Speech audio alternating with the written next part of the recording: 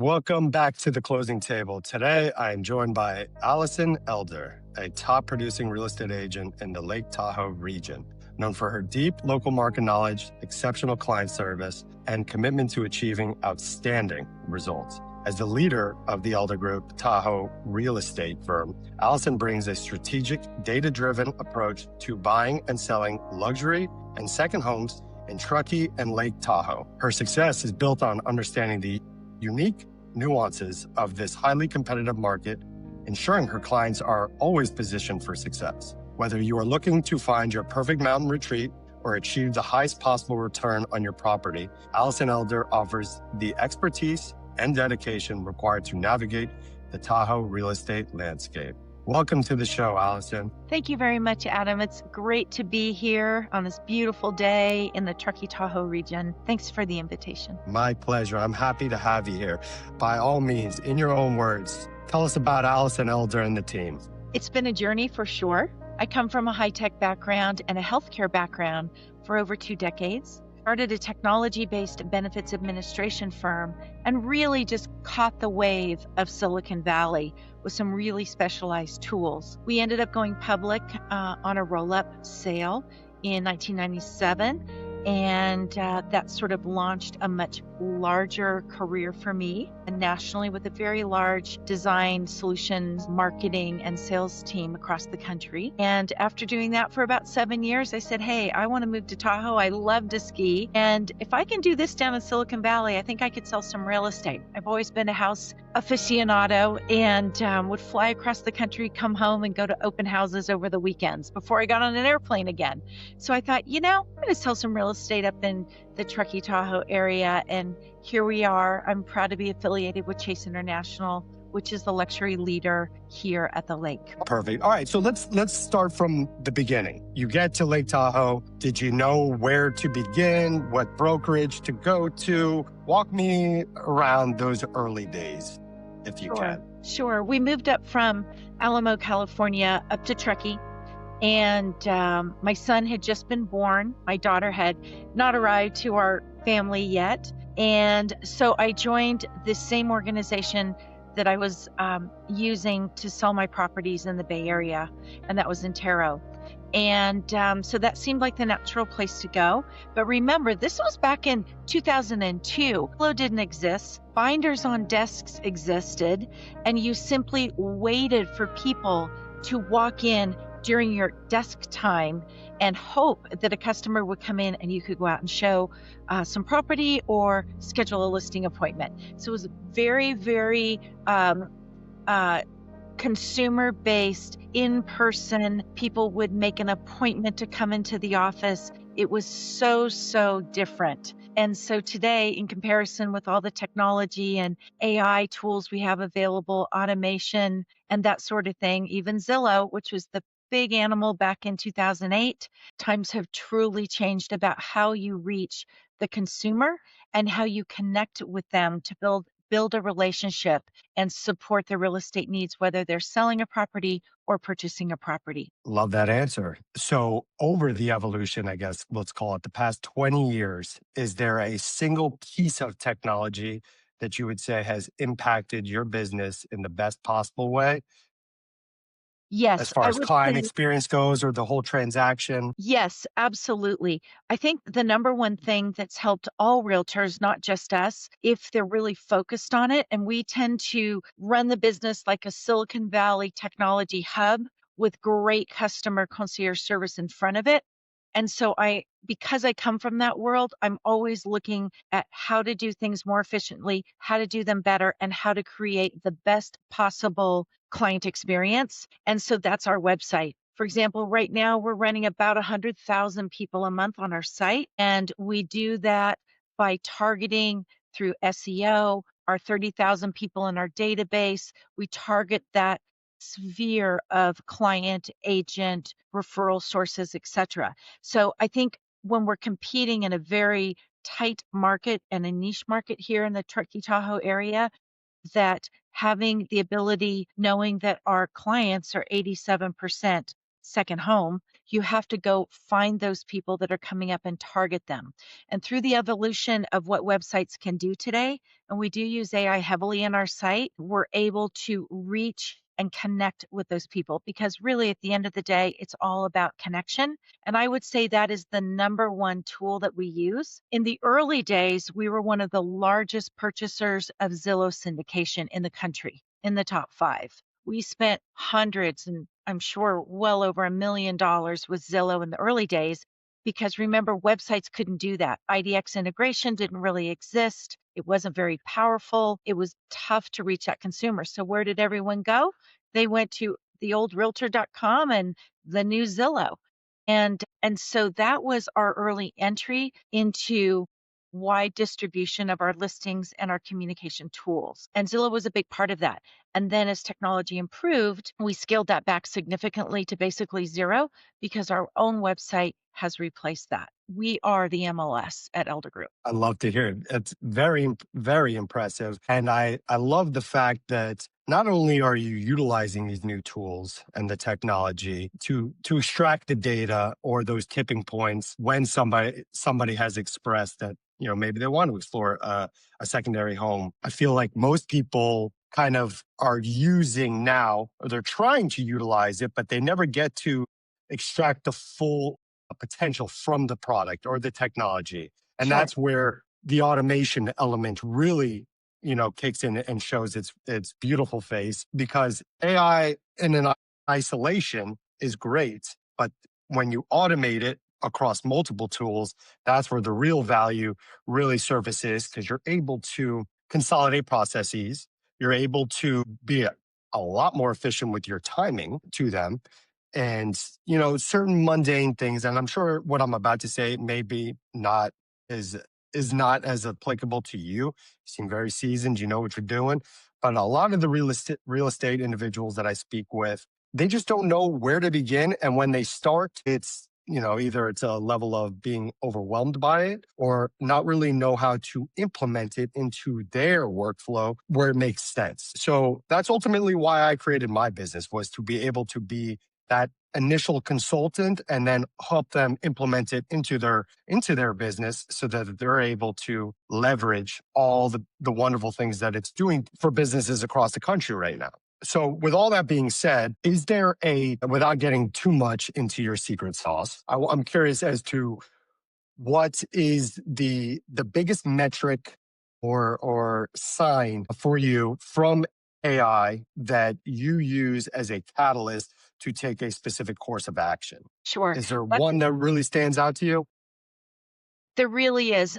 But I'd like to start this sort of response to your question with the viewers and the listeners here. It's really important, particularly when you're dealing with people. I deal with people on the basis of finances, money. I'm handling well over $100 million of other people's money a year, health issues, family issues, personal and professional goals, all sorts of things that kind of puts that together. So you can use all the technology in the world, but if you can't connect and really understand how to help your client and how to get to the goals and meet and exceed what they want as a takeaway, whether they want to create a new environment and teach their kids to ski and be Olympians in the future, or retire up here because they've done their Silicon Valley run and they want to relax, or simply just have a place where it's a family retreat and a legacy property.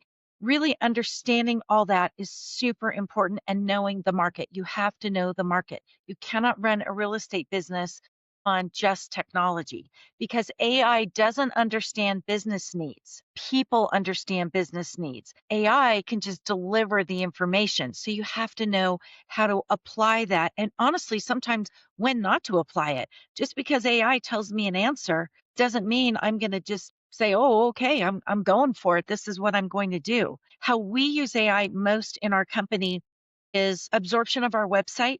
What do our clients like? What is the consumer like? What are they looking at? What are they not looking at? How's the trending?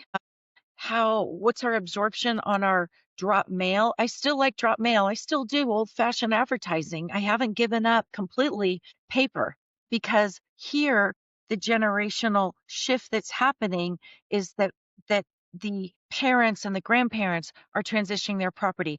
Many of those age sets are still really liking touching and absorbing some paper. It's all augmented, of course, by technology, but remember the era they came from. And I remember getting my first laptop in 98 thinking I could type faster than I could type on my computer. So there's a whole cross network and segmentation of how you use AI to run and help guide the business. So I think it's a tool set, but we never in any business, whether it's a, business to consumer market like it is now, or a B2B, or even a C to C, there's still people behind that business. So I see AI as a tool set, but we never want to lose the humanistic touch. But AI is IQ, and people, how we run Elder Group is we're very high on EQ. And so that very powerful combination comes together and really propels our business because people like to connect with us and they feel that we can bring value that they can't find online. Otherwise, why would you have a realtor? You don't need it, right? If you can do it all yourself, but that market knowledge and that understanding and that connection and that process, that's still very much a humanistic touch. And we always, always, always like to remember that. And so AI helps us be efficient, and it will continue to do so because I think the adoption of that piece of technology is changing so quickly. And companies like yours are developing solutions for different key marketplaces, which I'm very interested in. Because the number one thing I always tell my team is just because we did it that way yesterday doesn't mean that we're doing it that way tomorrow. And if we're not constantly and adapting to changes in client needs and geographics and technology and marketing programs, then we're living in yesterday and those clients will just find someone else no matter how well I know the market. So it's really that whole fulcrum of being able to pull together the humanistic touch, the market knowledge, and then leveraging technologies and really using AI as it develops. And we all learn together about how to implement the best practices of AI to help drive the efficiencies of the business. So that's that's kind of where I see AI becoming more important in our business is that it's part of my overall tool set and we rely heavily on subject matter experts to help us in our business. So we have our staff and then we have experts that have been with us for over 20 years. And then I have the new technology team that I'm constantly challenging, and they're challenging us to become better, more efficient, more effective, and really target the markets that we want to reach for consumer absorption here in the trucking market. Well said, Allison. Well said. And Okay. and I agree with you. AI, and this is, my overarching philosophy behind it. It's to enable the human. It's not to replace the human. And I know from experience firsthand as a realtor that your relationship with the people is what drives the transaction. Any robot can fill in lines on a pre-made contract or do something that's mundane, but at the end of the day they want to engage with you. So using AI to facilitate maybe some of the back end mundane tedious type work back end of it to help enable the human to be more client facing and out there speaking with people and showing properties is the end all be all, from my perspective as a realtor, is to free up some of that time that you can reallocate it to areas that actually move the needle and make a difference within the transaction or with a prospect. So I'm in total alignment with you in that regard that it is a tool, but it is a very powerful tool Yeah. if used correctly. And I think you're spot on again in the sense that the output from AI should be a guide initially. And the more you use it, the more that output aligns with your brand identity and your voice and your messaging and your tonality. And then it really becomes extremely powerful because the output, the responses that it's providing you will align more and more with how Allison typically writes, speaks, feels. And it's very intuitive in that sense. But like you had mentioned before, to just take a blanket statement of we're going to just automate everything that it says, I think that would be a bit naive at this point. Maybe down the road we can get there, but where it sits right now, it should be a wonderful, powerful guide for you to not only drive and provide indicators of when, where, and how you should take an appropriate action. But it is super, super important to never forget about the person to person element, because that really, I think, in my opinion, drives a real estate business and ultimately why people come to you for your services as one. So, well said. I think so. And the other thing too is sometimes you reading remarks in MLS or copy from, other listings. And I'm like, well, they spent about 30 seconds writing that because that's super clear that that's AI because that house doesn't really even match some of that language in there. So I think it's about authenticity too. It's any business is about trust.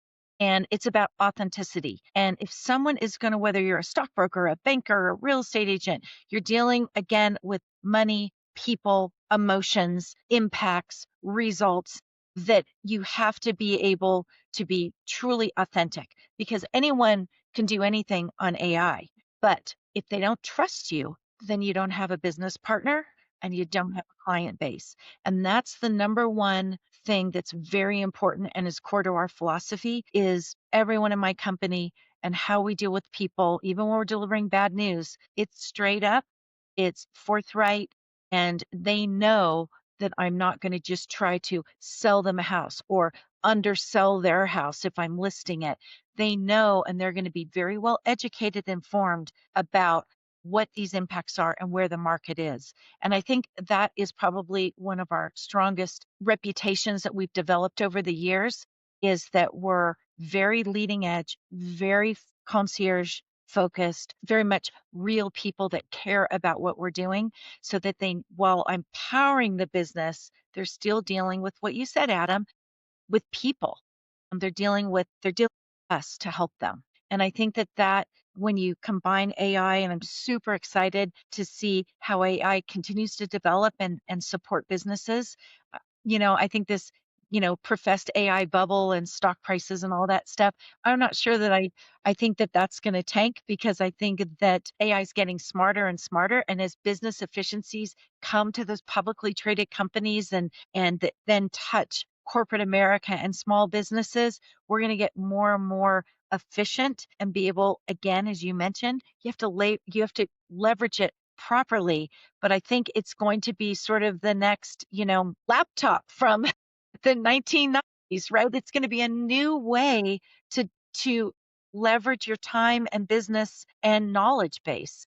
So I am super excited about how we implement it, always with the customer in the first position though. We don't just do something to do something. We do something because it brings value to someone else. Absolutely.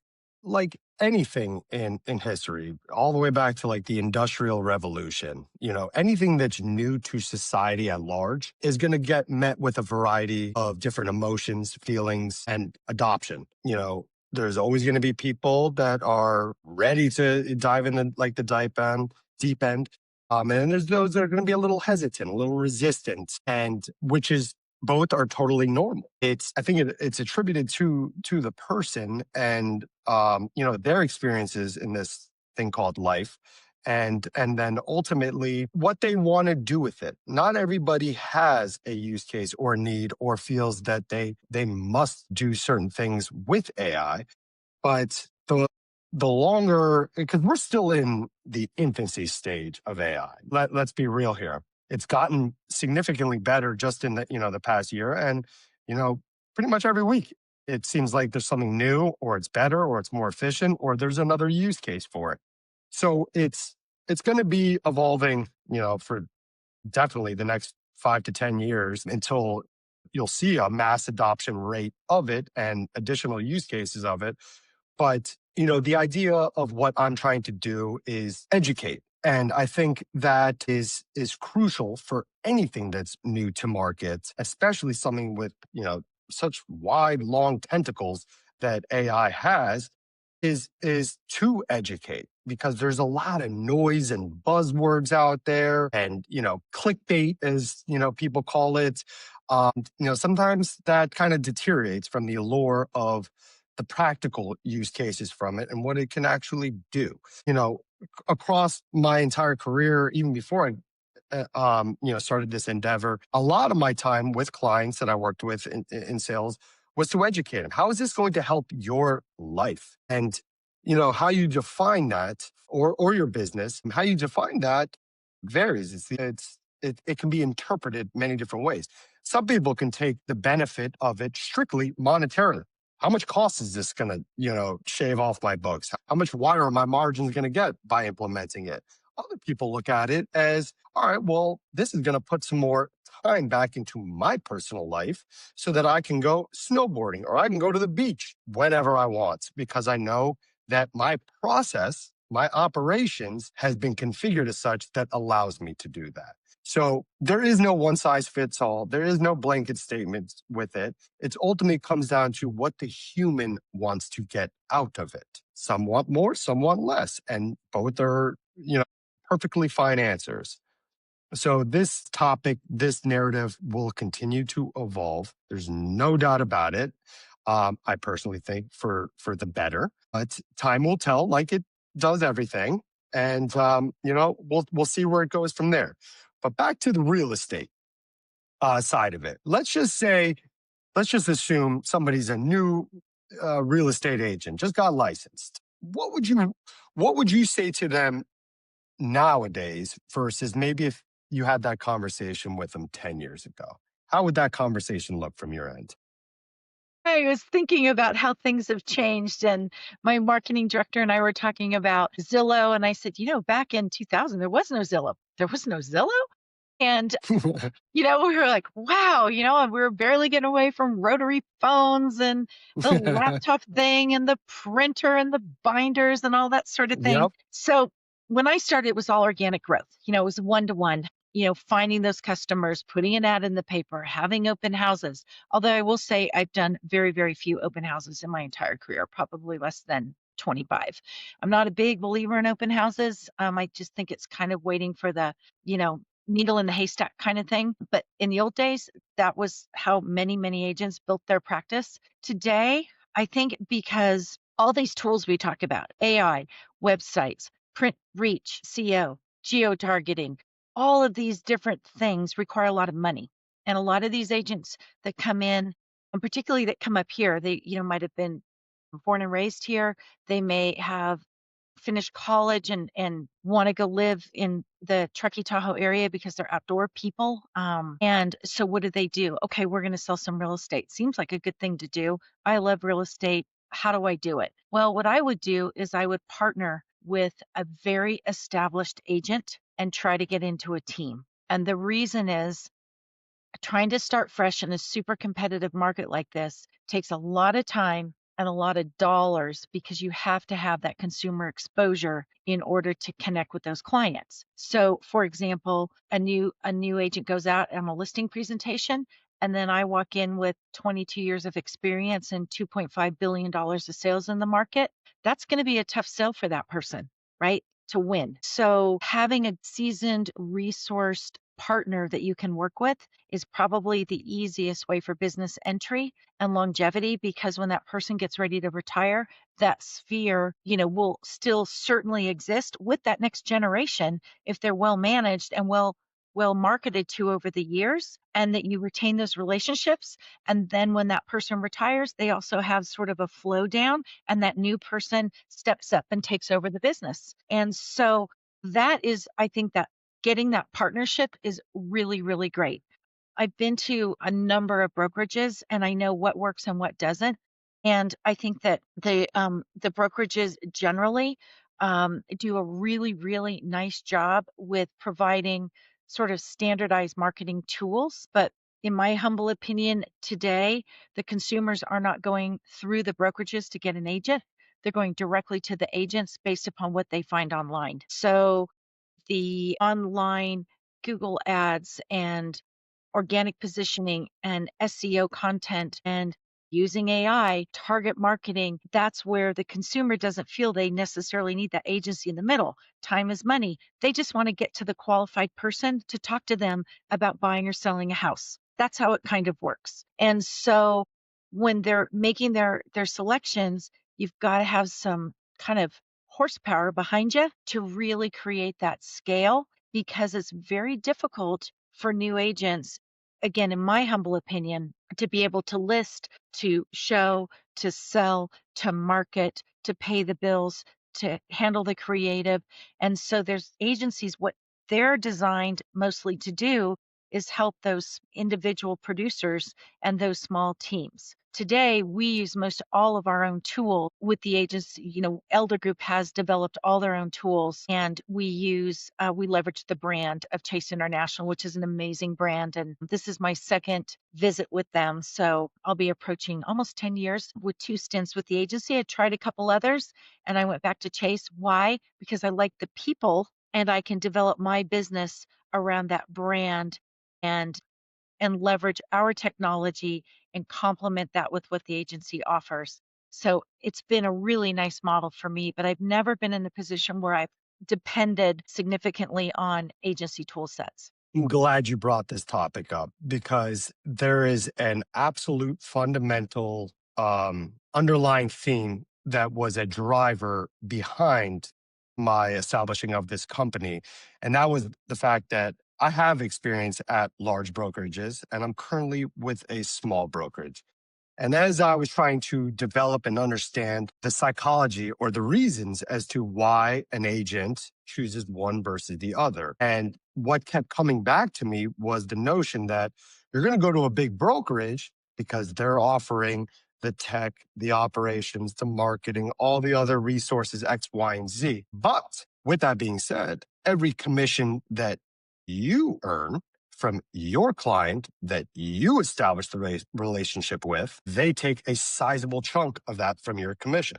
As agents, at the end of the day, it's your business. You want to make a livelihood. And what I found after, speaking with a lot of different agents as well and just doing my due diligence is that oftentimes what the agents think that they're ultimately getting that's going to directly correlate to more closings, more commissions, doesn't necessarily equate. And thus leaves that agent trying to reconfigure what they want to do, go to another brokerage, try something new. Because then when they do get that commission, they do make that, first couple of sales and they see how much that's taken from them. It doesn't reflect essentially what, they were expecting. So it kind of leaves a sour taste in it. What I'm getting at here is being able to equip a small brokerage with large brokerage tools, sources, all of those tools allows them to,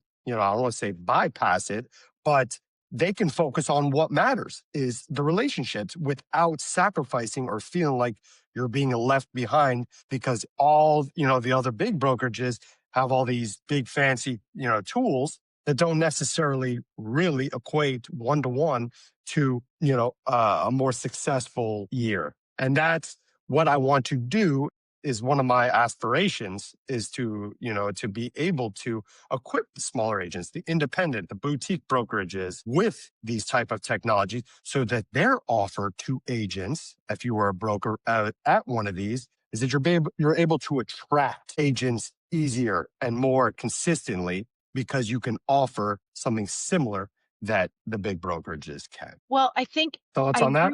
agree with most of that. However, I think that the brokerages, the national brokerages, do a very nice job with their marketing. And they do a very good job, again, supporting that single producer or maybe a single producer and a partner. Like, oh, if you're on vacation, I'll support you. And some of them have transaction management services. You pay for all that. So you do absolutely pay a franchise fee and pay a split depending on how you produce. But and I like a brand, by the way. I've always been with a brand. And my clients constantly say, why don't you just be your own brokerage? Your brand is so strong in this marketplace, you don't need a brokerage. I'll tell you, I like a brokerage. And the reason I like having a brand, and I particularly like Chase International, is because one, it's just a classy organization with great leadership. Two, they still let me be independent enough that I can leverage my brand, Elder Group Tahoe Real Estate, and be supported with a larger organization that has 400 agents in it. So it's kind of neat having the best of both worlds, but the only reason I can do that is because of my volume. If my volume was like a regular producer at, 7, $8 million a year, there's no possible way you could do what I do because the cost of that is significant. I mean, our marketing budget is over $500,000 a year before staff. Hmm. You have to, like for us, we combine the resources. I think what's going to happen with businesses like yours is that the agencies, the national agencies, so can kind of consider us a boutique agency within a brokerage firm. And we're really proud of that. But I think what's going to happen is these boutique agencies and these national brokerages are going to have to get way more efficient because the margin compression on those organizations, you just look at the stock trading, the ones that are publicly traded, the Compasses of the world, etc., the Sotheby's wrapped up into other organizations, the Berkshire Hathaways, those compressions are getting very, very tight for the brokers, particularly when you have a changing market condition. So when it's getting good and COVID, awesome. Everybody's making a lot of money. When the market changes and the interest rates go up and Please God. tight inventory, all of a sudden that profit and loss statement gets very, very different.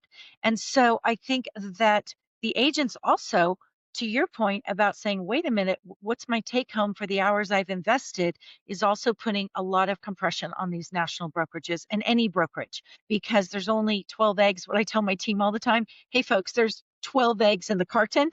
And so we can't spend 11 and a half of them and stay in business and give bonuses and profit sharing and K matches and healthcare packages and raises and all these other things that go along with supporting a business. So it's a very interesting balance. And you really, like in our elder group situation, I am very careful about understanding the market and budgeting very conservatively so that our business is safe, our employees are safe, and that in itself is a process because I think and again, back to that team, getting in a team, but not such a big team that it just gets diluted, but having impact and being able to be a real contributor as a younger agent grows their business. And maybe it's a partner with another younger, but maybe a slightly more established agent. But those kind of things are what we're seeing constantly. I was one of the first up here that had a group, and now, there's 22 different groups, and those groups change constantly with personnel. We've been probably one of the most stable up here, and particularly with how we drive that business and how we bring people in and how we leverage our resources. Remembering we've got our core team, and then we've got all these professionals that are subject matter experts that surround the business, and it tends to work. But we're also carrying a business model that I don't think otherwise exists up here, but we've been really, really successful with it. It shows. With all that being said, nothing that I said throughout this call has been a blanket statement, size fits all. For There's sure. always different circumstances and, everything that would contribute to ultimately making that decision of where you want to be, who do you want to work with. Absolutely. There's a shoe for everybody out there to wear.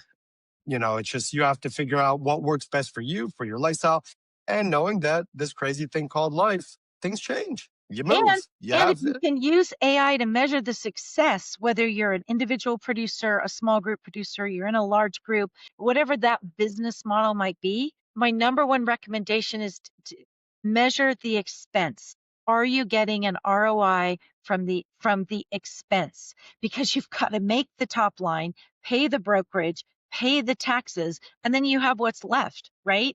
And you have Hmm. overhead that's ongoing, whether it's a Zillow syndication buy, drop mail, whatever advertising, print ad that you do. It doesn't matter what it is, but you've got your core expenses. And by the way, you have to pay yourself. And I think that's where AI can be help, particularly smaller producers, is to really measure the success of where and how they're spending their money. Because if you're not getting an ROI on it, don't do it. Give it up. That simple. Forget it. Yep. And because again, there's only 12 eggs in that carton and you don't know what next, in our world, we have visibility of what, 45 days? Sure, you're always every day we're building a pipeline of buyers and sellers and connecting, but we don't know what's going to happen 65 days out there, really. I don't know if the family's going to list when they say they're going to list or select us. And so it's this, you've got to bring it in this way into the funnel to get the output, and then you have to make sure to cost to get into the funnel to get that output is worth your time, and that you can actually make a living. So it's a really interesting formula. We're well over a 50% listing shop. We're probably running at about 65 to 68%. And of that 65 to 68, probably 20 to 22% of those listings that we have, we bring in the buyer. Some years it's up to 35%. And so that is really positive for our um, ROI model, and it benefits financially the sellers as well. We have always had formulas to support that. Um, you know, given we've never had a legal issue and, you know, $2.5 billion of real estate, I'm allowed to do things because of our experience and our business model and how we manage with our contracts and technology on the back end to make sure that we're meeting all compliance and we're doing things the right way all the time. That I've earned the flexibility to be able to do some things that perhaps smaller producers haven't been allowed to or within a larger corporate structure to do. And so it's been really great. But again, whatever an agent chooses as their agency, really dig in and partner and use those tools because then that will help you scale. And not everyone wants to become an Elder Group Tahoe Real Estate with all proprietary things for the most part, where these other tool sets can matter. But again, if you don't have the personal connection, you're not going to generate the business. So it's really, really an interesting balance where I think knowledge is power. And I think that's where AI really stands out. And companies like yours are really going to be really in the early adopter and learning the process, kind of like I did with real estate so many years ago, learning the process. You get that history behind you to be even more effective for your consulting clients and your technology or your, model that you're putting out there. So I think it's just a really interesting time. And every day I wake up, I'm never going to work. I'm going to Elder Group. And that's, you got to love what you do. And then that also translates. And if you don't love what you do, get out of it. And that's what I 22 years ago, I was burned out and tired, and now every day is a pleasure and a privilege to live where I live and work in the community and give back to the community philanthropically and really integrate our family fabric into our business and then give it back to the community. So it all sort of comes all the way around, doesn't it? And then you have to be just use the tools of today to deliver that client experience online. I love it. Well said. And I guess in closing, if anybody would be fortunate enough to work with you Thank you. or is looking to look, for a property in your area in Lake Tahoe, what's the best way in which they can get in touch with you? Or is there a preferred method? Well, thank you. Thank you for asking. Well, we're open and staffed 7 days a week. And our website is eldergrouptahoerealestate.com or eldergrouptahoe.com. And just click on our contact sheet or call us. You can text us as well to 530-582-8103. That's our office line. And of course, we have technology letting us know that we're available 7 days a week. And we'd love to work or provide information or have a consultation or just connect if anyone has interest in learning more about real estate in the Truckee Tahoe area. But love it, love it. Well, you're in good hands if you connect with Allison and her team. Oh, thank you. Allison, thank you so much for your time today. This was very informative. I thoroughly enjoyed this conversation with you. I really appreciate your interest in Elder Group Tahoe Real Estate. Thank you. Appreciate it. Bye bye.